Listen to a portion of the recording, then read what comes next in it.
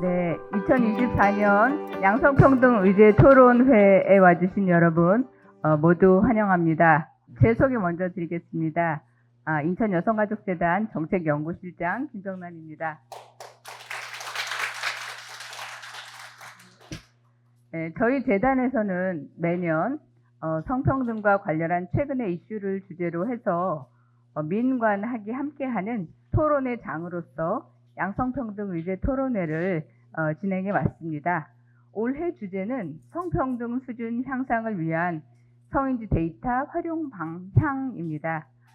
성인지 통계 자료의 중요성이라고 하는 것은 아무리 강조해도 지나치지 않을 것입니다. 우리 사회가 평등한가, 또 조화로운가, 공정한가 여부를 보여줄 수 있는 가장 기초적인 근거 자료이기 때문입니다. 이런 성별 통계 자료를 기반으로 해서 지역사회를 진단하고 또 문제의 지점을 파악해서 새로운 개선 방향을 모색할 수 있을 것입니다. 그래서 오늘은 통계 시스템이 왜 중요한지, 성인지 관점은 또 왜 중요한지, 그리고 이것이 지역의 성평등과 어떻게 연결되는지에 대해서 논의하고자 합니다. 오늘의 일정을 말씀드리겠습니다. 토론회는 인사말씀과 축사에 이어서 두 분의 발표와 네 분의 지정 토론으로 이어지겠습니다.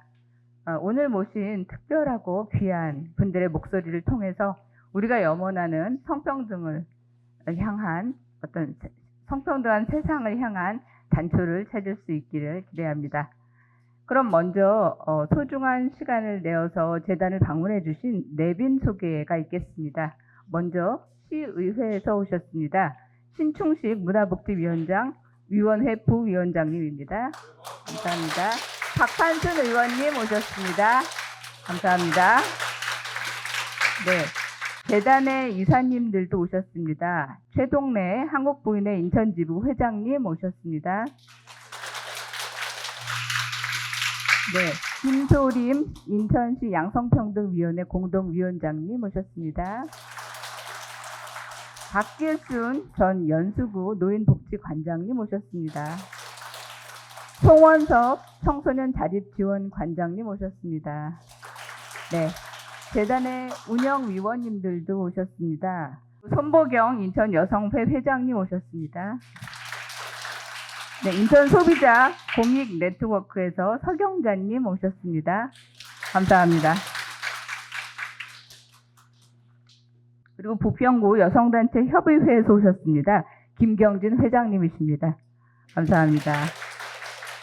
네, 바쁘신 와중에 자리를 빛내주신 내빈 여러분께 깊은 감사의 말씀을 드립니다. 그럼 지금부터 토론회를 시작하겠습니다. 먼저 김미애 인천여성가족재단 대표이사님의 인사말씀이 있겠습니다. 큰 박수 부탁드립니다.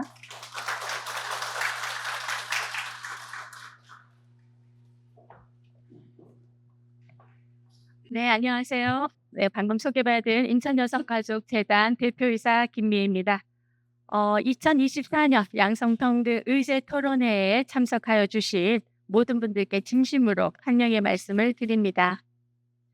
오늘 우리는 인천 성평등 향상을 위한 성인지 데이터 활용 방향이라는 중요한 주제로 모였습니다. 이 자리에서 나누는 이야기가 우리 지역 사회의 성평등을 한층 더 고양시키는 데 기여할 수 있기를 바랍니다. 현재 대한민국은 성평등을 위한 여러 도전 과제를 안고 있습니다.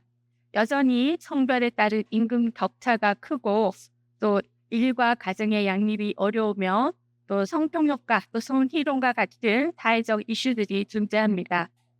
이러한 현실 속에서 성인지 데이터는 더욱 중요하다고 하겠습니다. 우리가 당면한 문제를 정확히 이해하고 또 효과적인 정책을 설계하는데 필수적인 도구이기 때문입니다.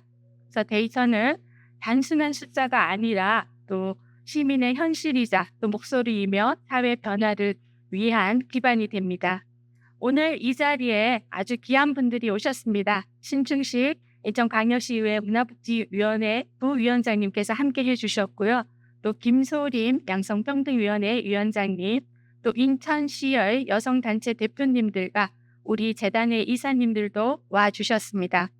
그만큼 성평등에 대한 여러분의 관심이 크다는 것을 보여준다고 생각합니다. 이번 토론회에는 성인지 데이터의 국내 전문가이신 한국여성정책연구원의 주재선 선임연구위원님과 또 우리 재단의 정현지 선임연구위원 그리고 박반순 인천광역시의회 의원님 등 여러 전문가가 함께 해주셨습니다. 이분들이 성인지 데이터의 중요성과 또 활용 방안에 대한 깊이 있는 논의를 잘 이끌어 주실 것으로 기대합니다. 그래서 오늘 토론회는 인천 지역의 성평등 정책 확대와 또 성평등 문화 확산을 위한 구체적인 방안을 모색하고자 합니다. 또한 오늘 참석해 주신 시민 여러분의 다양한 의견과 또 경험을 통하여 시민이 체감할 수 있는 실질적인 정책 방안이 도출되기를 기대하겠습니다. 오늘 이 자리에 와주신 모든 분들께 진심으로 감사 말씀드립니다. 감사합니다. 네, 대표님 감사합니다. 다음으로 오늘의 행사를 공동으로 주최하는 한국여성인권 플러스의 김성미경 대표님의 인사 말씀 있겠습니다. 박수 부탁드립니다. 네, 안녕하십니까. 저는 한국여성인권 플러스 대표 김성미경이라고 합니다. 저희가 이 성인지 데이터에 관심을 갖기 시작한 지 벌써 햇수로는 7년이 됐고요. 저희 단체에서 매년 군구별 성평등 지표를 분석하고 그 군구 간의 그 순위를 발표하는 일을 해오고 있습니다. 그렇게 된 이유는 사실은 중앙통계라고 하는 성인지 통계가 중앙통계에만 나오고 있는데 중앙통계로는 미세한 지역의 변화를 이끌어낼 수 없기 때문이라는 판단이 들었기 때문입니다. 멀리서 보면 멜로이고 가까이서 보면 치열한 부부싸움인 현실을 저희가 보려면 마이크로 데이터들을 들여다보아야 하는데 실제로 지역을 변화시키지 않는데 중앙 단위의 어떤 그 통계들만 발표된다라고 하는 거는 굉장히 어불성설이라는 생각이 들었기 때문입니다. 그 과정에 한국에서 성인지 통계의 가장 그 중심의 핵으로 활동하고 계시는 주재선 박사님의 도움을 받아서 10년 동안 노예 계약을 통해서 우리 인천의 지역사회를 명실공히 확실하게 바꿔내겠다라고 하는 의지를 가지고 지금도 진행 중입니다. 이 성인지 통계를 시스템화한다라고 하는 것, 성인지 통계를 활용할 방안을 찾는다는 것, 그것은 통계라고 하는 전문적인 영역의 그 골치 아픈 숫자들을 통해서 그려지는 성불평등이라고 하는 현실을 드러내는 일일 뿐만 아니라 시민들에게 그 정보의 권력을 같이 공유하는 일이기도 합니다. 정보는 특정 계층의 전문가들만 향유하는 것이 아니라 실제로 이 성인지 통계 시스템이 구축되고 시민들이 접근할 수 있는 그런 그 기회가 많아질수록 시민들 자신의 삶을 변화시키기 위한 정책 제안이나 문제 해결 방안들을 만들어내는데 이 성인지 통계 시스템이 굉장히 큰 역할을 할 거라고 생각합니다. 여태까지 정책 제안자 혹은 연구자들만 전유했던 통계라고 하는 정보가 이제 시민들과 함께 공유될 수 있는 현실이 인천에서 제일 먼저 이루어질 거라고 하는 그런 큰 기대감과 기대가 있습니다. 네, 오늘 좋은 시간 통해서 많은 의견들이 나와 줄 거라고 기대를 하고 있고요. 이 자리가 민과 관과 그리고 시민들 그리고 시민단체들 함께 협업하는 젠더 거버넌스라고 하는 굉장히 아름답고 큰 조직적 의미를 가지고 있는 자리라고 생각을 합니다. 이 자리에 와 계시는 여러분들은 정말 행운이라고 생각합니다. 네, 끝나는 시간까지 자리 함께 해주시고 이 자리 만들어주신 인천 여성가족재단 그리고 인천광역시에 감사드립니다. 네, 감사합니다.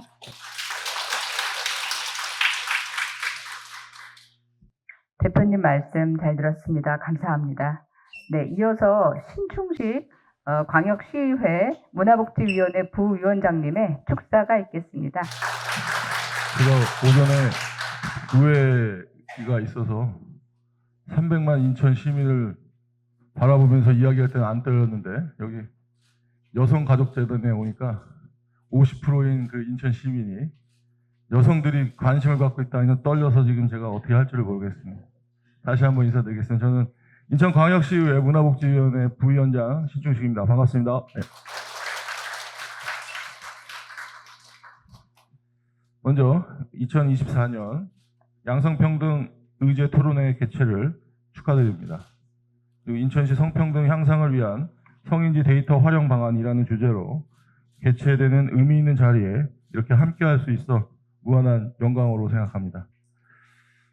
무엇보다 토론회 준비를 위해 애쓰신 우리 김희애 여성가족재단 대표이사님, 그리고 김성미경 한국여성인권플러스 대표님을 비롯한 모든 관계자분들의 노고에 깊은 감사를 표합니다. 또한 특히 함께해 주시는 우리 김소림, 저는 학장님이라고 맨날 입에 배어 있는데요. 네, 김소림 위원장님, 그리고 저와 같은 위원회에서 활동하고 계신 우리 박판순 의원님 함께해 줘서 더욱더 감사하다는 말씀을 드립니다. 성별에 따른 불평등을 해소하고 그 간극을 메우는 정책을 개발하고 추진하는 것은 우리 사회가 건강해지고 올바른 방향으로 나아가기 위한 시대적인 과제입니다. 문화복지위원회 위원으로서 양성평등 정책이 시민의 삶에 녹아들 수 있도록 시대적 과제를 적극 추진해 나가겠습니다.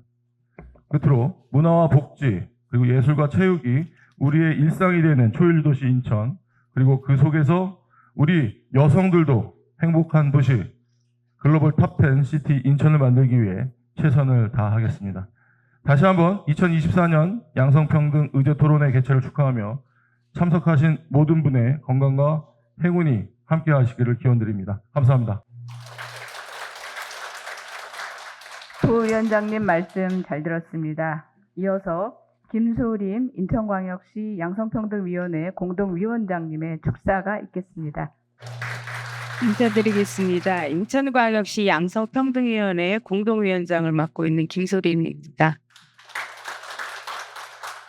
사실 인천광역시 그 양성평등위원회에 우리 유정복 인천시장님이 당연지 위원장님이십니다. 그리고 민간인 중에 위원장을 한 사람 선출하는데 양성평등이니까 여성인 제가 공동위원장을 맡게 돼서 이 자리에는 지금 안 계시지만 유정복 시장님이 함께 하신 그런 토론회라고 생각해 주시면 감사하겠습니다. 우리 인천 여성가족재단에서 오늘 이렇게 뜻깊은 행사를 마련해 주셨습니다. 김미애 대표이사님, 또한 오늘 훌륭하신 분들, 모시기 어려운 분들 많이 이 자리에 오셨습니다. 시의회에서도 오셨고, 멀리 제주에서도 오셨고, 그 인천에서 또 원근 각지에서 오늘의 이 토론회를 위해서 오셨습니다. 이런 뜻깊은 자리에 초대해 주셔서 감사합니다. 그 성평등 향상을 위한 그 성인지 데이터 활용 구축, 이것의 활용 방안에 대해서 오늘 심도 있는 그 논의를 하기 위한 자리입니다. 함께 공동 주최를 하시게 된 우리 여성인권 플러스 김성경 대표님도 수고 많으셨고요. 이 토론회를 위해서 많은 분들이 수고하셨을 것입니다. 또한 그 토론과 발제를 맡아주신 분들께 감사드립니다. 의정활동에도 굉장히 바쁘실 텐데 우리 박판순 의원님, 우리 성인지 예산에 대해서 또 예산 수립을 하셨기 때문에 끝까지 책임을 지시는 그런 의미에서 오늘 이렇게 바쁜 귀한 시간을 내서 자리를 해주신 것 같습니다. 다시 한번 저도 함께 감사를 드립니다. 그 성인지 통계가 그 전체적으로 각 군부에서 우리가 다 함께 이게 나와서 됐으면 좋겠는데 인천광역시에서는 벽면으로 이것의 통계를 발간하고 있는 것으로 제가 알고 있습니다. 그런데 아직 그 군부에서 아직 그것이 발표되지 못한 곳들이 있습니다. 향후에는 아마 오늘 또 이런 뜻깊은 토론회도 있고 그런 것들이 이렇게 선한 영향력으로 전파되면서 반드시 이제 10대 구군이 함께 참여하는 그런 정확한 통계치를 가지고 우리가 뜻깊게 활용할 수 있는 날이 올 거라고 생각을 합니다. 그동안에 인천 여성가족재단에서는 인천의 여러 가지 정책들에 대한 싱크탱크 역할을 많이 해오셨습니다. 향후로도 그런 일들을 다 더욱더 왕성하고 활발하게 해주실 거라 믿고 오늘까지 여기 제가 이렇게 좋은 자리에 끝까지 함께 해야 되겠지만 여러분 모두에게 먼저 자수를 하고 다리를 내려와야 될 것 같습니다. 저진 일정이 있어서요. 그래서 나머지는 다 제가 나머지 공부 꼭 열심히 하겠습니다. 감사합니다. 위원장님 말씀 감사합니다. 이제 오늘 토론회의 기조 발표를 시작하겠습니다. 발표는 한국여성정책연구원의 주재선 선임연구위원님께서 해주시겠습니다. 박사님은 자타가 공인하는 대한민국 최고의 성인지 통계 전문가이십니다. 오늘 발표하실 주제는 지역 성평등 향상을 위한 성인지 통계 활용 방향입니다. 발표 시간은 20분입니다.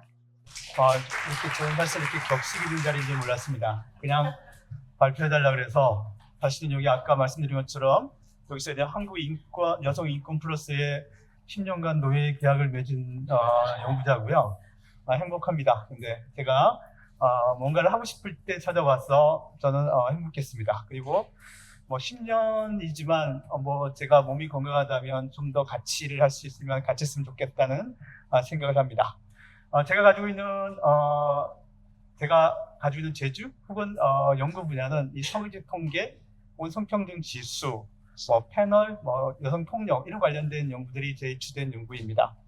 오늘 성인지 통계 관련돼서 기조를 발제를 부탁하셨고요. 제가 무엇을 해야 될까 고민을 많이 했는데 통계가 왜 필요한, 성인통계가 왜 필요한지를 중심적으로 이야기를 하고요.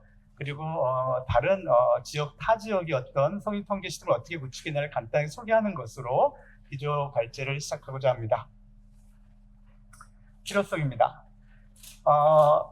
통계를 간단히 요약하면 뭐라고 말할 수 있을까요? 통계는 어떤 정보가 있는데 이 정보를 수치화해서 전달해주면 통계가 되는 겁니다. 수치화해서 우리가 각종 흐르고 있는 각종 이런 정보들은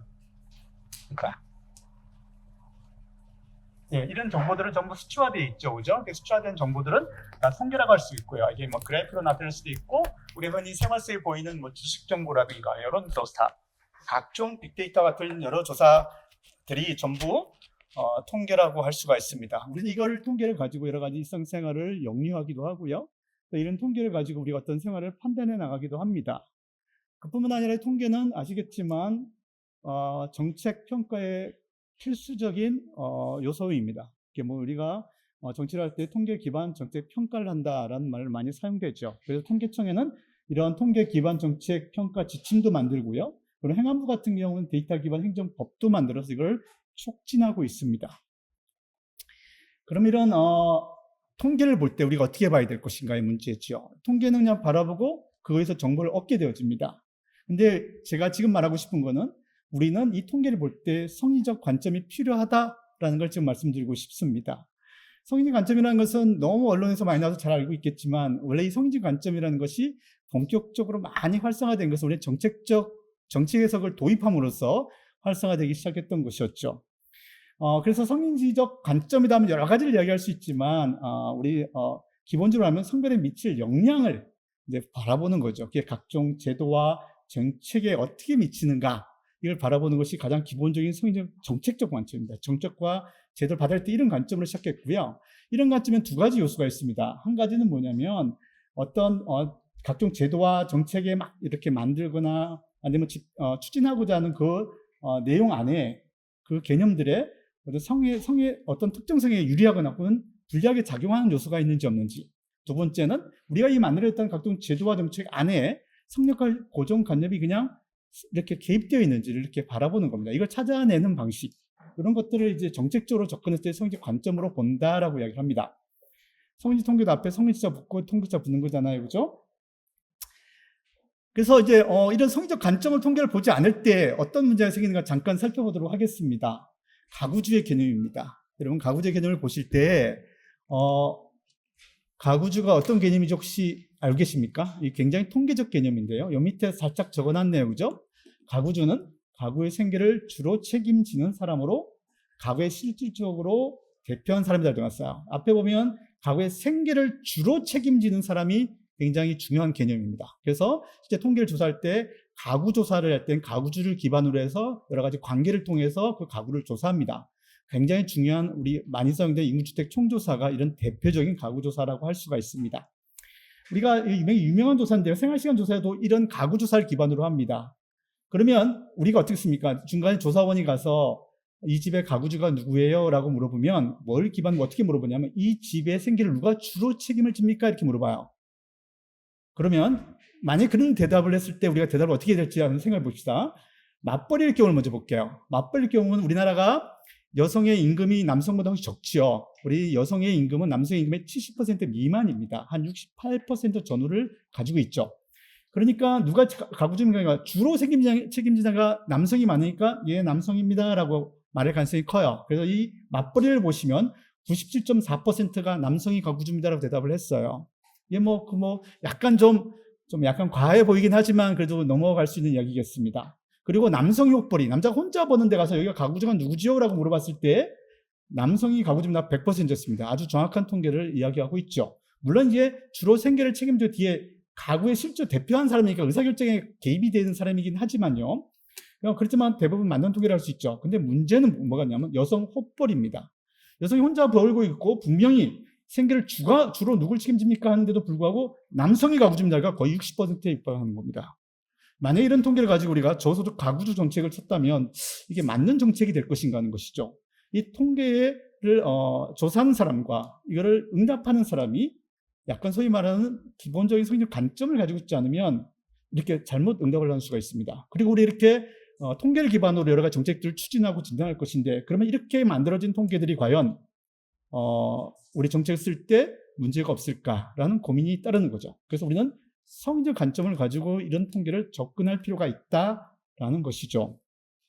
그럼 성인 통계가 무엇인가 하는 거죠. 우리 성인지 통계, 사실 성인지 예산 하면 성인지 예산이 별도로 있는 게 원래는 아니죠. 그죠? 앞에 성인지가 붙으니까 통계 중에 어떤 것이 성인지 통계인가를 고민하고 예산 같은 것도 마찬가지로 예산이 있고 예산을 어떤 것을 성인지 예산으로 칭할 것인가를 이제 고민하는 거잖아요. 그죠? 그게 별도로 예산이 편성되는 게 아니고요. 그렇다면 성인지 통계도 그런 개념으로 접근하시면 됩니다. 앞에 성인지 관점이라는 부분을 잘 가지고 있다면 성인지 통계는 그대로 이해되지 않을까 생각합니다.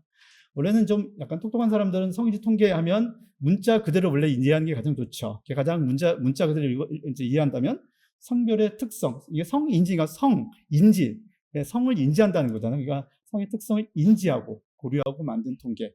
요 단어 자체에 다 정의가 다 포함되어 있는 거죠. 이게 성인지 통계라고 할 수 있습니다. 그렇지만 성인지라는 단어를 들어가면 통상 어떻게 얘기합니까? 양성평등을 생각하셔야 됩니다. 그죠? 그런 개념으로 접근해야 되니까.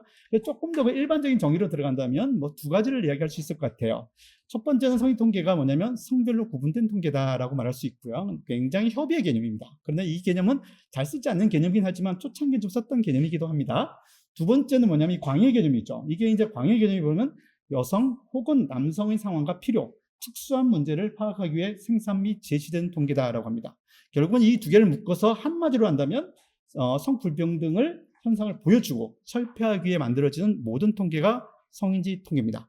어떤 성인지라는 단어 붙으면 약간 성평등, 개선 이 부분이 같이 따라옵니다. 이렇게 개념을 이해하시면 대부분 성인지라는 단어가 아마 잘 이해가 되지 않을까 생각합니다.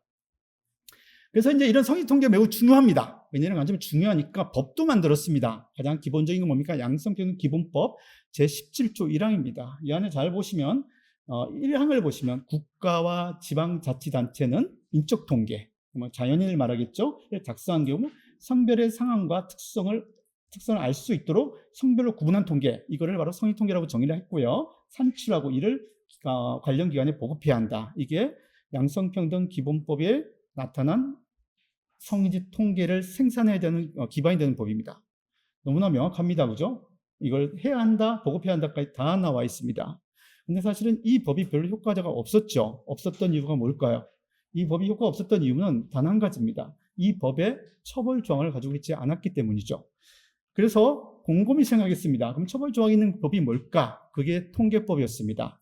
통계법은 우리나라 같은 경우는 통계의 분산형 제도를 채택하고 있어요. 그래서 각 기관에서 통계를 생산하고 통계청을 관리하는 겁니다. 그래서 그 통계의 품질을 통계청을 관리할 필요가 있기 때문에 통계법에 걸쳐 정해 놓습니다. 함부로 생산하고 발표하지 못하고 일정의 품질을 가지고 있는 통계에 한해서 통계를 공표할 수 있도록 만들고 그걸 반드시 통계법에 신고하도록 만들어놨죠. 이게 통계법인데요. 이 통계법 안에 이게 들어옵니다. 이게 통계 작성 승인을 위해서 이제 통계법 제18조가 이제 개정되기 시작했는데요. 이 개정된 것에 여기 보면 쭉 다 나오는데 이제 새로운 통계를 작성하는고자 혹은 변경하는 경우도 마찬가지로 뒤에 써 있습니다. 이 경우에는 조사 대상, 방법, 사항 등의 성별 구분 등을 대통령이 정한 사항에 관하여 미리 통계청에 승인받아야 된다는 거야. 그러니까 통계 승인할 때 이게 성별이 구분 가능하면 성별을 구분해서 통계를 작성하고 그걸 승인받도록 하고 그를 공표하도록 되어 있습니다. 이 법이 굉장히 성인 통계가 생산되는 기본적으로 중요한 법이 되었죠. 그런데 인천광역시도 있을까? 이게 있습니다. 이게 뭐냐, 양성평등 기본법을 기반으로 해가지고 요 밑에 기본 조례 제9조 성인 통계를 만들었고요. 이걸 통해서 인천광역시 성인 통계를 생산 보급하도록 되어 있습니다. 단 이 부분이 이렇게 있는데도 잘 안 지켜진다고 생각된다면 뭐 때문일까요? 처벌정이 없었기 때문이죠. 이것도 또한. 자, 그럼 성인 통계를 이제 한번 정리해 보겠습니다. 제가 주어진 시간이 20분밖에 없어가지고 좀 빨리 진행을 걸 양해해 주시기 바랍니다. 성인 통계는 이렇게 많은 부분들의 역할과 기능을 하고 있습니다. 하나씩 다 읽어보면 너무 많을 건데, 이게 아마 성인 통계는 이 통계의 기본적인 역할에 성인자를 붙음으로써 약간 양성평등 관련된 모든 부분들을 다 이 성인 통계가 그 역할을 한다는 것이죠. 그래서 우리가 양성평등 정책을 추진할 때 이런 성인 통계가 없으면 사실은 불가능합니다. 통계가 구축되어 있는데 그 구축된 통계가 성별로 그 특성을 알 수 없는 통계로 구축되어 있다면 양성평등 정책을 추진할 수 없습니다. 그래서 성인 통계는 반드시 구축되어야 되는 것이고요. 또 성인 통계는 이게 별도로 원래 구축되는 것이 아니라 기본적인 통계 시스템 안에 거기에 성별로 구분되고 그 시스템이 있는 통계들이 그다음에 성별 특성을 고려해서 작성되고 만들어지면 사실 성인 통계입니다. 그런데 지금 현재 만들어진 통계를 모두 다 그렇게 바꾼다. 이거 너무 어려운 이야기죠. 그래가지고 성별에 직접적으로 관련된 부분들 혹은 간접적이지만 매우 중요한 통계들에 대해서는 별도로 그걸 구축하고 또 구축한 통계를 가지고 활용을 하게 되는 경우가 꽤 있는 것이죠. 자, 이 부분 자세히 읽어보시면 될 것 같고요. 성인 통계는 사실은 많이 이게 뜨기 시작했냐면요. 국제사회에서는 1995년 이후로 굉장히 성인 통계가 활발하게 이루어졌습니다. 근데 우리나라 같은 경우는 1980년대는 여성 통계라는 이름으로 상당히 활발하게 여성 통계들이 구축되었고요.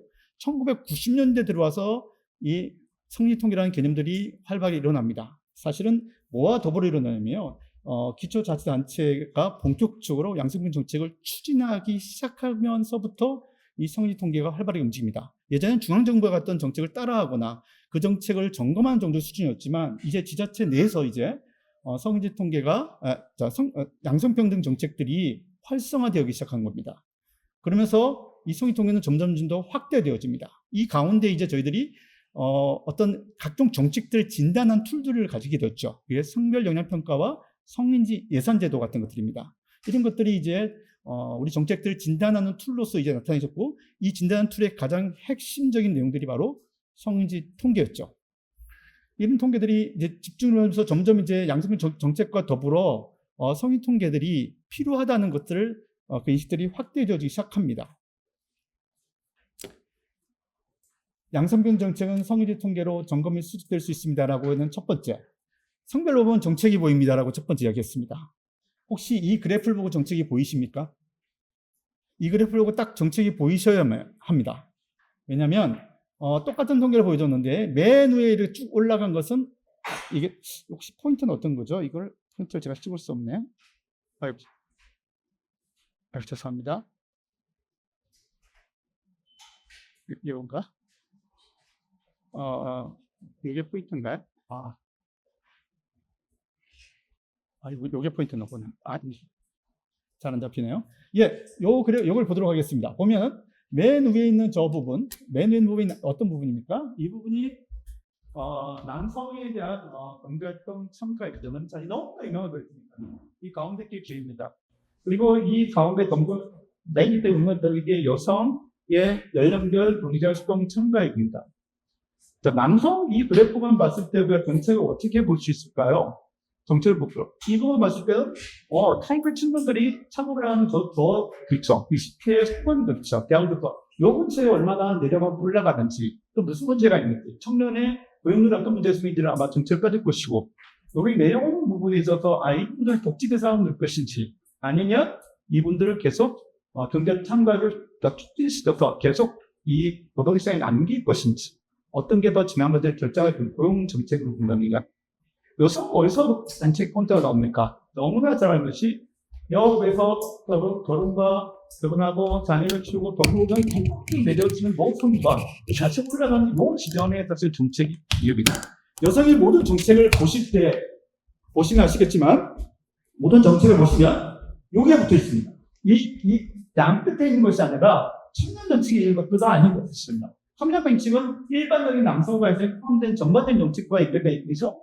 일반적인 여성의 그 정책은 가운데, 그러니까 20대, 30대 후반, 40대 초반부터 그리고 40대 근처죠. 우리가 경력 단절이 일어나는 소위 말하는 요 시점에 대부분의 여성 정책들이 오히려 통계를 성별로만 구분해 봐도 이렇게 정책들을 어떤 포인트에 집어넣는지를 판단해 볼 수 있습니다. 만약에 이게 눈에 보지 않았다면 이 가운데 그래프로 봤을 것인데요. 가운데 그래프를 보고 과연 이 가운데 30대 경력단지 여성 정책들이 나타날 수 있을까? 없었겠죠. 우리나라는 1990년대에 비로소 이런 것들을 고민하기 시작했고요. 물론 그 앞전에 많은 여러 가지 이야기들이 있었지만 그렇게 비로소 이 부분에 대한 정책들이 본격적으로 나오기 시작합니다. 그리고 우리 성별 영평가를 아시겠지만 간에 들어오면 작성에서 대부분 통계들을 쓰는데 그 통계를 작성치 않고 그냥 썼던 대부분의 통계들은 사실 무엇을 진단했는지 무엇이 이 정책에 문제가 있는지를 잘 사실 파악하기 힘듭니다. 특히 사업이나 계획에 관해서는요. 그래서 사업과 계획을 작성할 때 이 성별 영역평가의 성익 통계는 매우 중요합니다. 성별 영역평가가 뭐냐 혹시 여기 모르시는 거의 없을 거라서 제가 저기를 말씀드리지는 않겠습니다. 그냥 원래는 그냥 성별 영역평가는 그냥 글자 그대로 그냥 하셔도 괜찮습니다. 성별의 영역을 평가하는 건데요. 어떤 거냐면 법령과 계획과 사업에 대해서 성별에 미치는 영향을 미리 사전에 그 영향을 분석하는 것이 성별 영역 평가입니다. 이런 평가서를 작성할 때 그럼 그 평가의 기본이 뭐냐? 통계죠. 통계 들어가는 것이 성별 통계 혹은 성인지 통계들이 기본으로 들어가는 것입니다. 예산도 마찬가지입니다. 그리고 잠깐 보세요. 그럼 이런 성별 영역 평가의 평가들이 이전 씨가 과연 얼마나 1년 동안 많은 수업을 평가했냐? 봤더니 2023년 기준에서 140개, 광역단은 140개를 냈어요. 그중에 법령이 물론 90개고 계획이 3개고 사업이 47개입니다. 47개에 대한 사업에 대해서 성립을 했어요. 이게 적은 것이 절대 아니죠. 만약 이것들이 다 성평등하게 이어가야 될 점검을 잘하고 이것이 매년 이렇게 점검된다면 사실 이전시의 대부분의 정책은 한 5년 안에 거의 다 점검되지 않을까? 이런 생각이 들어집니다.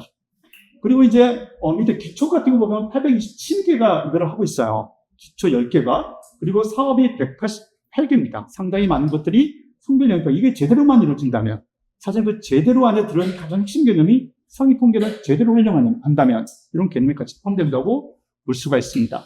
성인지 예산 같은 경우는 그러니까 예산이 성별에 미친 영향을 이제 확인하는 거죠. 사전에 보는 것이 성인지 예산서고요. 이것에 대해서 나중에 결산해 보는 것이 성인지 결산서입니다. 성인지 결산서 하나만 봤을 때 2023년에 인천광역시 성인지 결산서는 191개가 작성되었습니다.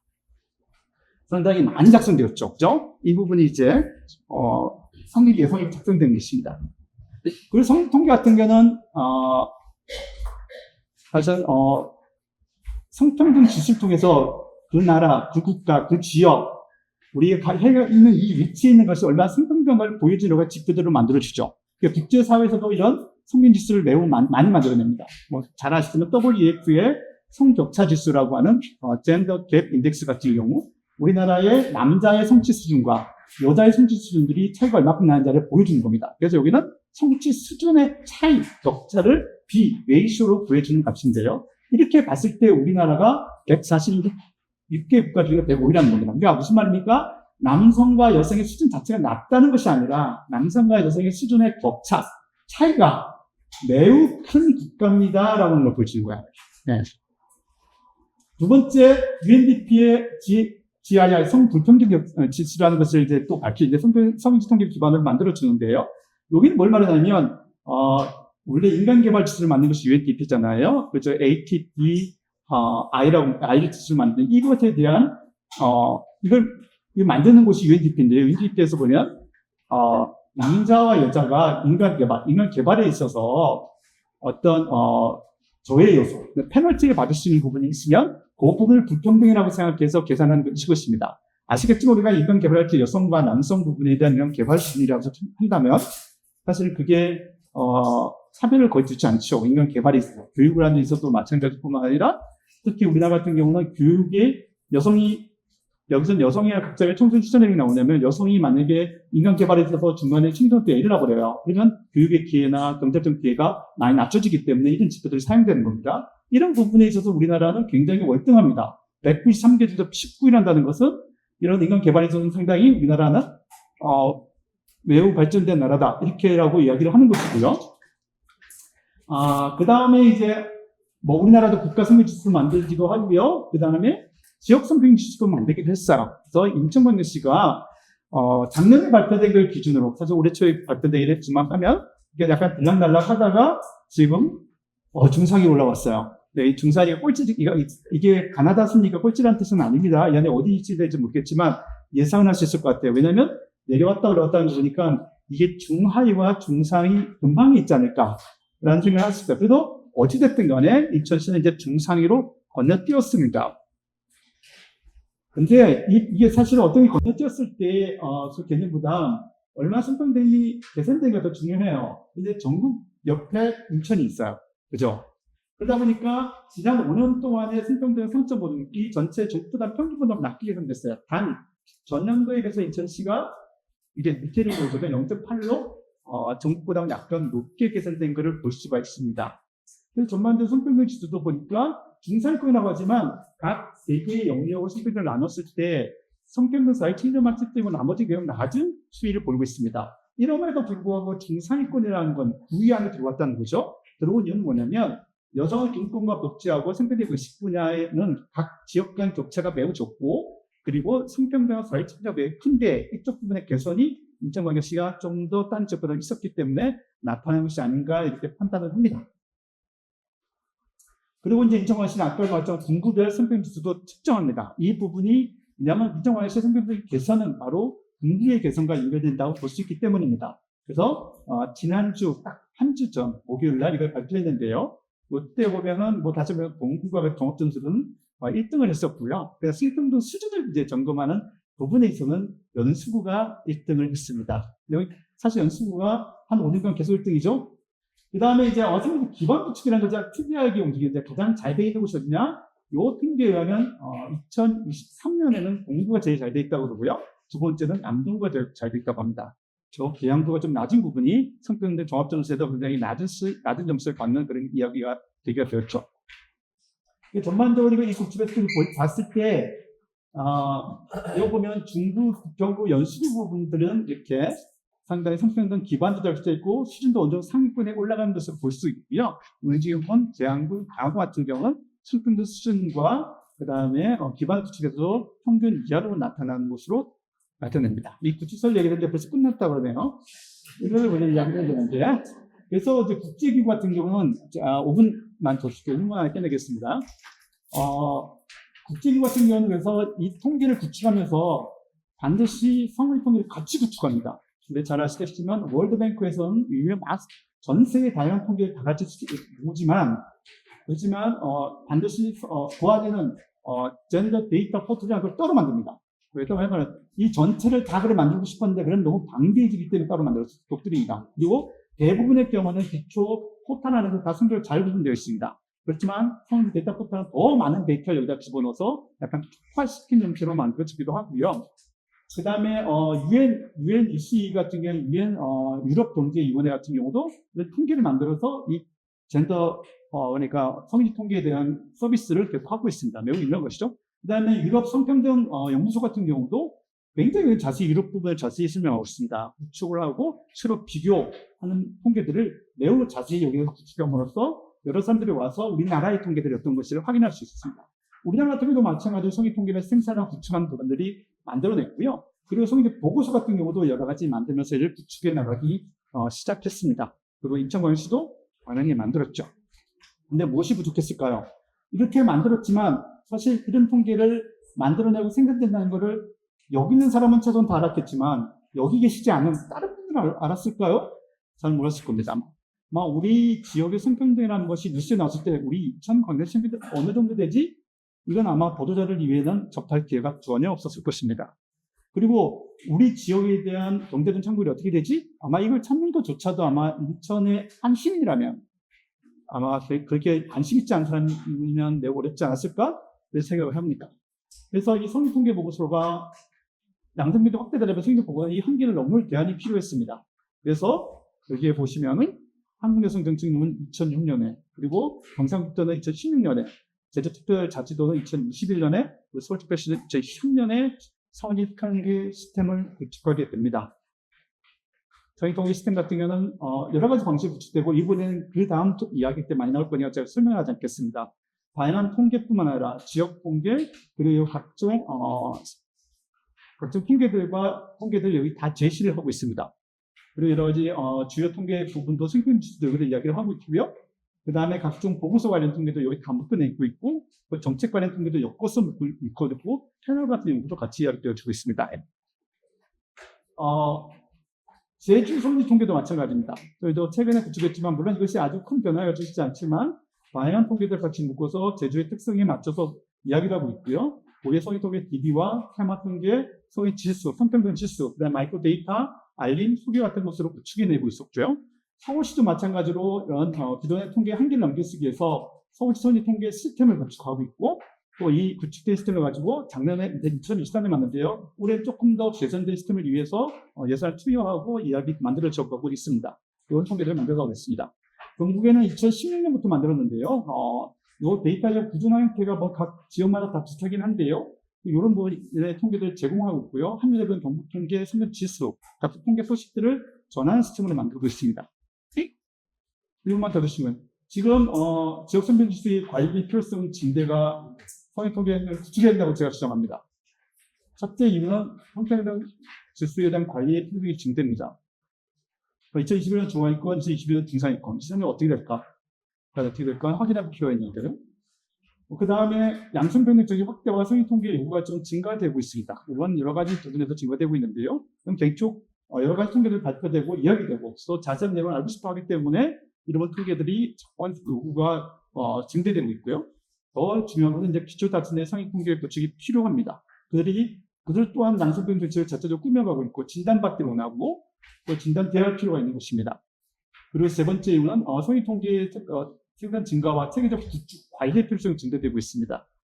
여러 가지 각종 정책들이 있고요. 이것들이 그냥 한번 점검하고 넘어간 통계들이 아니라 여러 가지 시기로 구축될 필요가 있다는 것입니다. 그리고 마지막으로 이 다양한 성인통계 정보가 대국민 서비스가 될 필요가 있습니다. 인천, 광역시 시민에게 이런 여러 가지 다양한 정책의 현황들을 수시로 쉽게 접근할 필요가 있다고 생각합니다. 이제 인사드리겠습니다. 데이터의 성평등이 없으면 성평지도 없다. 데이터의 평등이 없으면 성평이 없다는 말이 굉장히 저는 좋아하는 문구입니다.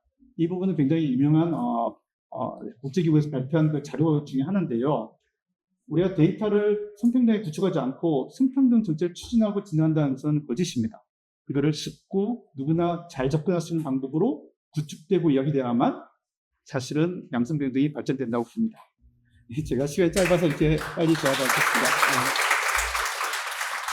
그럼 이어서 주제발표를 시작하겠습니다. 발표는 인천여성가족재단 정현지 선임연구위원께서 해주시겠습니다.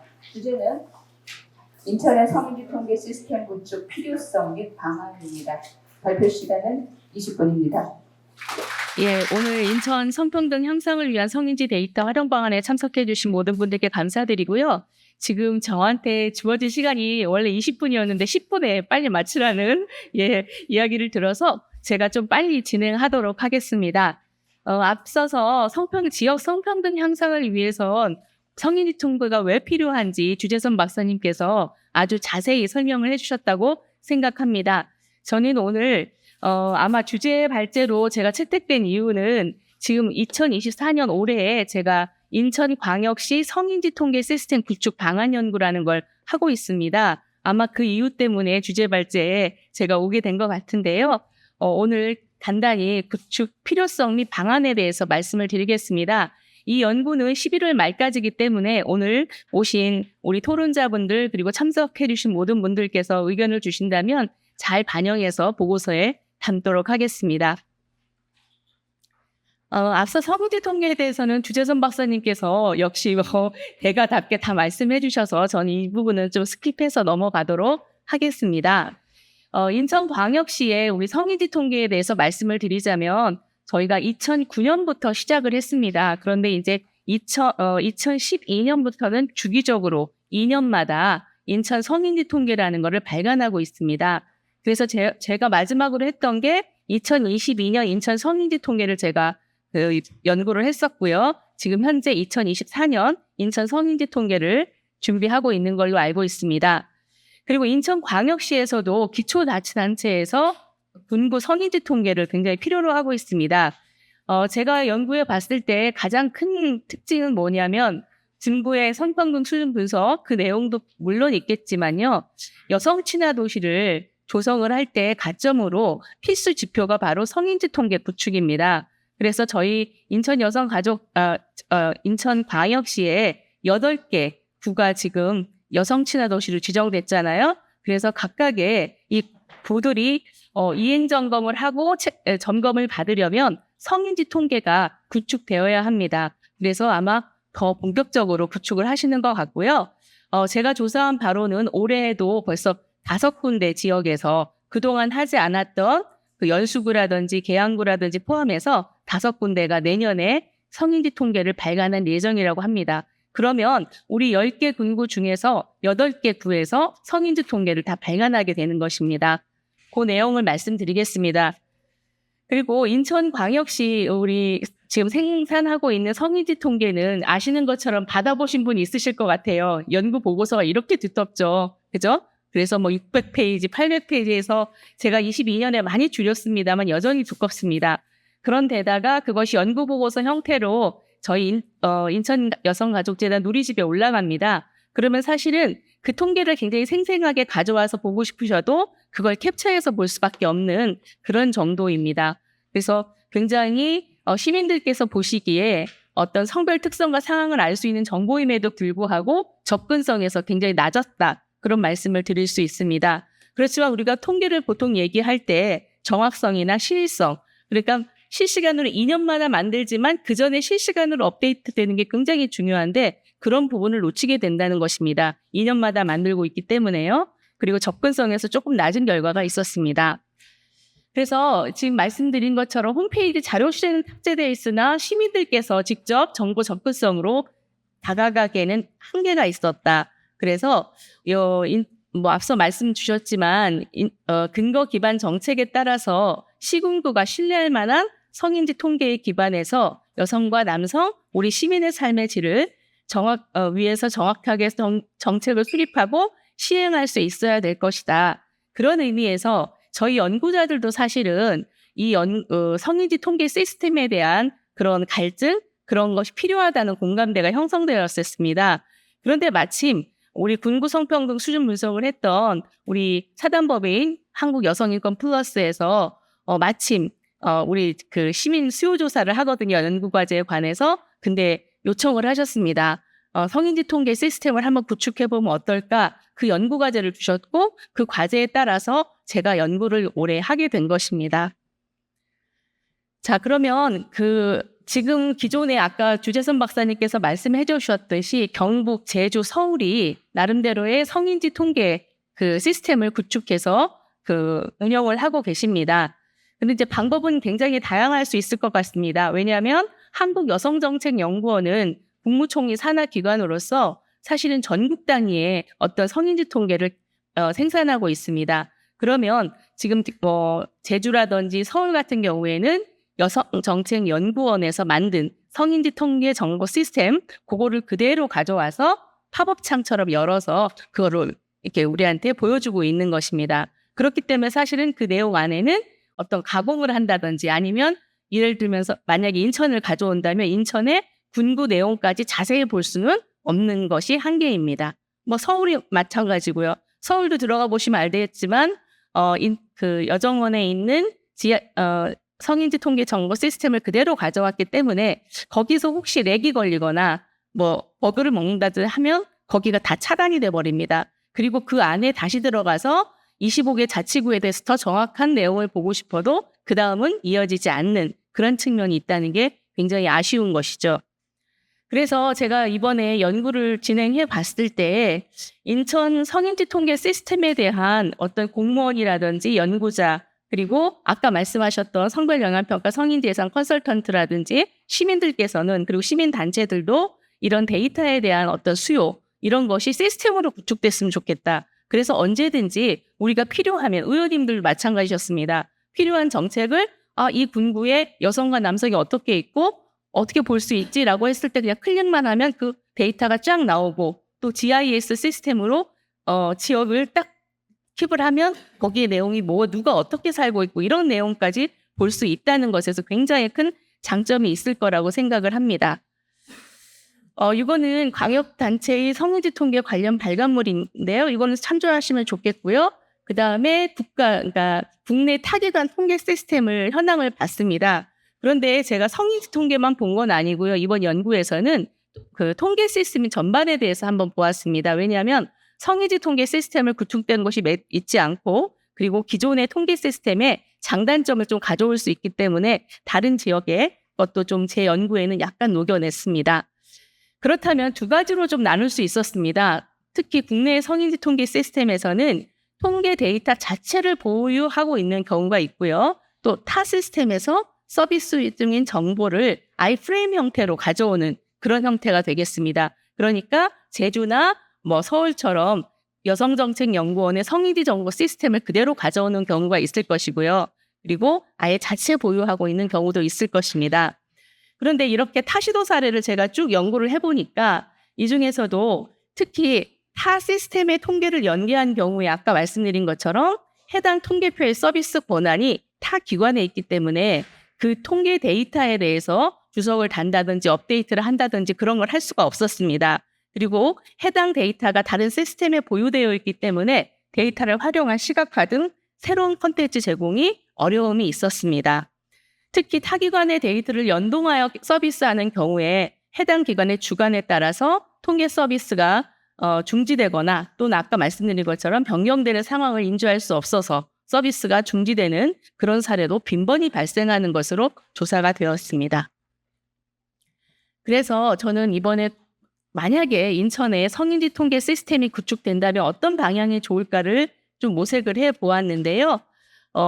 두 가지로 볼 수 있을 것입니다. 통계 데이터를 자체 보유하는 형태, 또 한 가지는 통계 데이터를 타 시스템과 연계하는 형태입니다. 그렇다면 제가 말씀드린 제주나 서울이라든지 경북 같은 경우에는 타 시스템이랑 연계하는 경우가 되겠죠.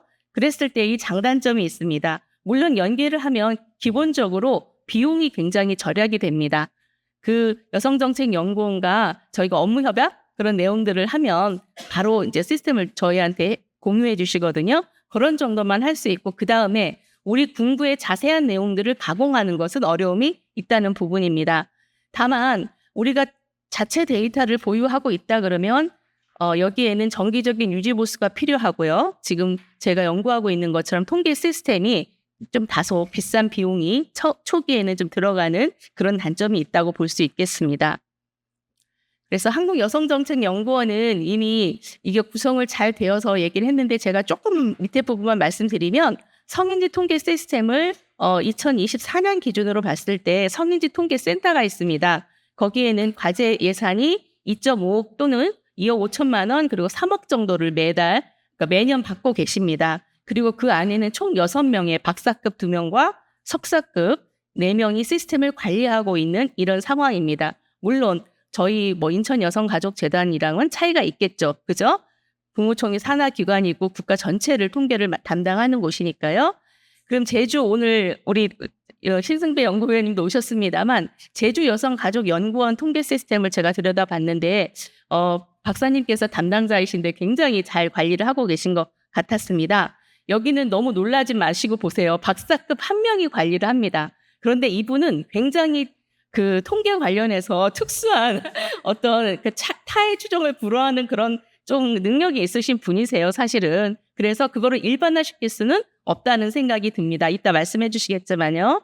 그래서 여기는 그 여성정책연구원의 GSIS를 그래서 그렇게 관리를 하시고 나름대로의 통계 데이터도 가공해서 올리고 계신 것으로 알고 있습니다. 두 가지를 말씀드렸고요. 제가 연구를 통해서 알 수 있었던 것은 사실은 이 통계 데이터를 보유하고 저희가 자체 시스템을 갖는 것이 굉장히 중요하다는 생각을 했습니다. 그래서 이제 알아본 결과 인천 데이터 센터가 저희 인천에는 있습니다. 다행히. 그리고 전국에 이거 모두 있지 않거든요. 그래서 인천 데이터 센터가 아직은 여유가 있어서 혹시 저희 시의 여성정책과에서 혹시 연계를 한다면 그거를 활용할 수 있는 방안이 있을 것이고요. 또 한 가지는 요즘에 정부의 기조가 민간 클라우드로 이동하는 그런 내용들이 있거든요. 신규 이제 통계 시스템 같은 걸 구축할 때 그랬을 때 민간 클라우드를 활용할 수 있는 방안이 있지만 좀 알아보니 그 월 대여료가 굉장히 비쌌습니다. 한 600만 원, 800만 원 월 그렇게 된다고 합니다. 그리고 거기에서 또 보안 문제가 생겼을 때는 또 다른 비용이 추가적으로 든다는 이야기를 들어서 어떤 것이 더 좋은지는 여러 가지 대안 중에 좀 선택할 필요가 있을 것 같습니다. 그래서 저는 일단 우리 인천 여성가족재단의 서버를 구축해서 사실은 통계 시스템을 구축하면 저희가 백업도 금방 가능하고 너무 좋을 것 같은데 저희가 서버가 너무 약합니다. 아시는 것처럼. 그래서 이 서버를 구축하기 위해서는 1억 또는 2억 이상의 돈이 필요하다. 그렇지 않으면 민간 클라우드에다 이전을 해서 저희가 시스템을 구축할 수 있다. 이 말씀을 드리겠습니다. 제가 연구한 것까지 이제 이 정도고요. 그리고 이 성인지 통계 시스템은 단번에 되는 건 아니고요. 당연히 3년 또는 4년 정도의 중장기 계획을 꼼꼼히 세운 다음에 이것이 구축될 필요가 있습니다. 그리고 이렇게 그동안 많이 우리가 누적된 이런 DB 그리고 연구 보고서 이런 형태들을 우리 통계 시스템 안에 딱 집어넣으면 인구 성평등 수준뿐만 아니라 지역 성평등 수준을 위해서도 굉장히 유용할 것이다. 이런 생각이 듭니다. 제가 지금 자료집에 있던 1안, 2안은 금액을 좀 대략적으로 기술적인 변적을 낸 것입니다. 그래서 요거는 참조하시면 되겠습니다. 시간 관계상 이렇게 설계가 이제 화면이 되면 모바일이나 인터넷으로 다 가능하다는 말씀 드리고요. 시간이 다 되었다는 말씀이 있어서 좀 빨리 마치도록 하겠습니다. 감사합니다. 네, 말씀 잘 들었습니다. 두 분 모두 수고 많으셨습니다. 그리고 2부 행사의 진행은 오늘 토론회의 다작이신 박인혜 한국여성인권플러스 성평등 정책 연구소장님께서 맡아주시겠습니다.